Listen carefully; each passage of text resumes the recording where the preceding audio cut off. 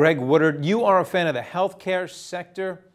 And before we name names, I want to know why, because healthcare has been a laggard so far. It's the worst performing sector in the S&P so far this year. So why do you want to stick with it?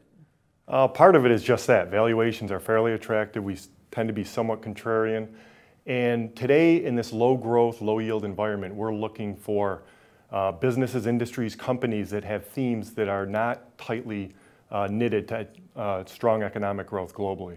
Well, one stock you like is Cerner. They're in the healthcare IT business. Stock's doing fairly well this year. It's up around 14%, but it trades around 23 times next year's earnings. So tell me why you want to be in this one when it's a little bit pricey. Certainly, and if you look, 8 years into a bull market, you're not going to find anything extremely cheap. So we think it's good secular long-term growth. Again, back to those themes. We like some of the healthcare themes related to move to digitization, best practices, really being able to deliver healthcare more effectively at a reasonable price. And this is a company that really fulfills some of those themes. And it's also going to be pretty sustainable and persistent themes, irrespective of what happens in the political environment. All right, you're also a fan of Express Scripts.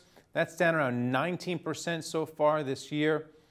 Do you have any worries that this whole political debate over drug pricing is going to hit the PBMs? Well, it already has. That's true. part of the point of it. Valuations, we think, reflect some of that bad news, some of that uncertainty. But again, this is one of those themes that is going to be persistent.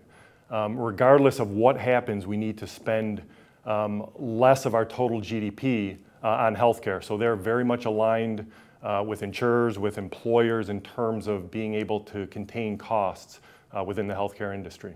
And then finally, Intuitive Surgical. Stock's up over 20% this year. It's almost at $700 a share. Will they just split the thing already?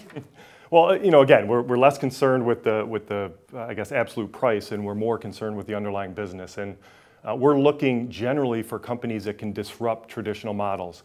And certainly within the healthcare space, and I guess more specifically within the surgery space, a robotic company like Intuitive, we think really satisfies some of those growth needs.